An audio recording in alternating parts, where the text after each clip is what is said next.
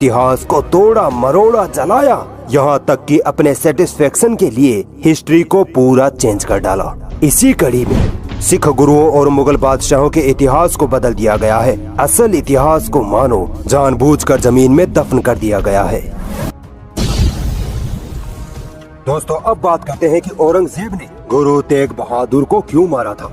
1658 में औरंगजेब जैसे ही बादशाह बनता है, वह धीरे धीरे समाज में और पूरी सल्तनत में फैली बुराइयों को, गलत रीति रिवाजों को, अंधविश्वासों को और कुप्रथाओं को बंद करना चालू कर देता है। जैसे सती प्रथा, विधवा औरतों का दोबारा विवाह न करना, जातिवाद की वजह से ब्राह्मणों का दलितों पर अत्याचार करना, दलित औरतों को छाती ढकने का अधिकार न होना, औरतों को विरासत में हिस्सेदारी न देना, उन मंदिरों को तुड़वाना जहाँ ब्राह्मण दलित आदिवासी औरतों का नाजायज इस्तेमाल करते थे।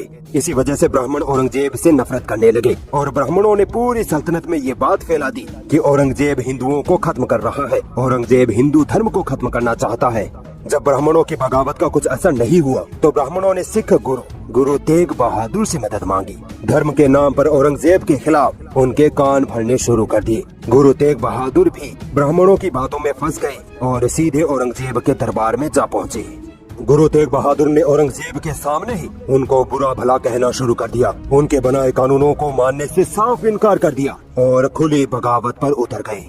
दोस्तों, यहाँ आपको एक नाम याद रखना होगा, राम राय। ये सिखों के 7वें गुरु हरराय के बेटे थे। राम राय बहुत लंबे वक्त से औरंगजेब के दरबार में काम करते आ रहे थे।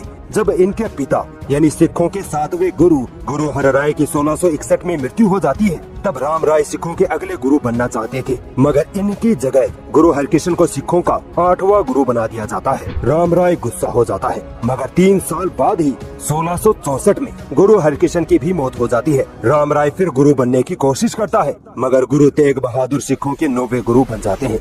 चूँकि दोस्तों, गुरु तेग बहादुर औरंगजेब के खिलाफ थे और राम राय के औरंगजेब के साथ अच्छे ताल्लुकात थे, इसी वजह से राम राय ने औरंगजेब को गुरु तेग बहादुर के खिलाफ पूरी ताकत के साथ भड़काना शुरू कर दिया। अब वापस आते हैं औरंगजेब के दरबार में, जहां गुरु तेग बहादुर औरंगजेब को भला बुरा कहकर उनके कानूनों को मानने से इनकार कर रहे थे। औरंगजेब गुरु तेग बहादुर की इस गुस्ताखी के कारण उनको नॉर्मली तौर पर गिरफ्तार करवा देते हैं, ये सोचकर कि ये एक धार्मिक गुरु है, इनकी इज्जत करनी चाहिए।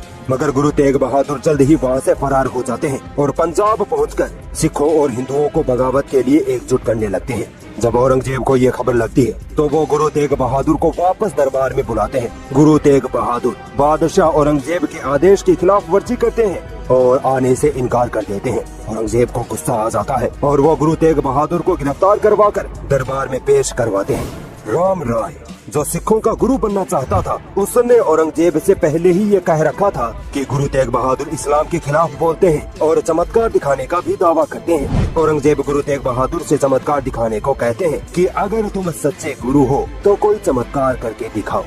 गुरु तेग बहादुर एक कागज लेते हैं, उस पर कुछ लिखते हैं और धागे की मदद से उस कागज को अपनी गर्दन पर बांध लेते हैं। फिर कहते हैं कि मेरी गर्दन पर तलवार चलाओ, मुझे कुछ नहीं होगा, मेरी गर्दन नहीं कटेगी।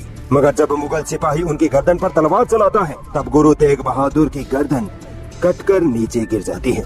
अब दोस्तों, गुरु तेग बहादुर की इस मौत का इल्जाम औरंगजेब पर मर दिया जाता है, जबकि ये एक दुर्घटना थी जो चमत्कार के नाम पर घटी थी। दोस्तों, गुरु तेग बहादुर की मौत पर हिंदुत्ववादी लोग ये इल्जाम लगाते हैं कि औरंगजेब ने गुरु तेग बहादुर से कहा था कि इस्लाम कबूल कर लो वरना मार दिए जाओगे। गुरु तेग बहादुर ने कहा कि सर कटा लूंगा मगर अपना धर्म नहीं बदलूंगा। ये वो झूठ था जिसे इतनी बार बोला गया कि आज ये झूठ सच होने की कगार पर खड़ा है। फिर भी अगर आप इस झूठ को ढीठ बनकर सच ही मानोगे तो चलो इस झूठ का एक लॉजिकल जवाब आपको दे देता हूँ।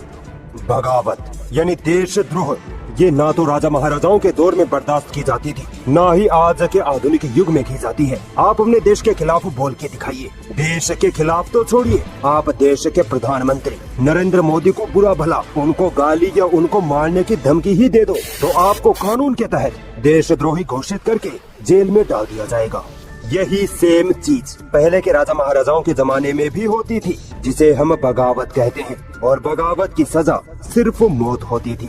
जिस तरह मैंने बताया था कि जहांगीर ने अपने बेटे खुसरो की बगावत पर उसकी आंखें फोड़कर उसे जेल में डाल दिया था, जहां उसकी मौत हो गई। ये बगावत की सजा हिंदू, मुस्लिम, सिख हर धर्म की हर रियासत, हर सल्तनत में हुआ करती थी। अब गुरु तेग बहादुर ने ब्राह्मणों के बहकावे में आकर औरंगजेब के खिलाफ बगावत यानी देशद्रोह किया था, तो ऑब्वियस सी बात है औरंगजेब को ये बर्दाश्त नहीं होने वाला था। और जो ये झूठ बोला जाता है कि औरंगजेब ने गुरु तेग बहादुर को इसलिए मारा था क्योंकि उन्होंने इस्लाम कबूल नहीं किया था, अगर इस झूठ को थोड़ी देर के लिए सच मान भी लिया जाए तो इसका भी जवाब सुन लीजिए।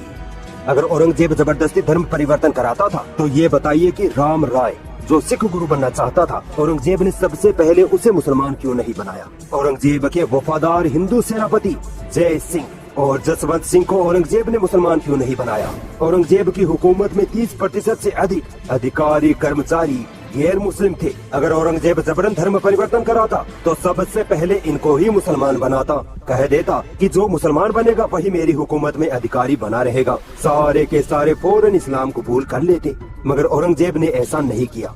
हाँ, मुस्लिम हुकूमत में जब किसी गैर मुस्लिम अपराधी को लाया जाता था तब उसके सामने सजा से बचने का एक ऑप्शन रखा जाता था कि अगर तुम चाहो तो इस्लाम अपना सकते हो, तुम्हारी सजा माफ कर दी जा सकती है। इसे आप यूँ समझिए, आज के वक्त में अगर कोई अपराधी कोर्ट में पेश किया जाता है तब उसके सामने कोर्ट ये ऑप्शन रखती है कि इतने पैसों का जुर्माना दे दो तो तुम्हें जेल नहीं जाना पड़ेगा।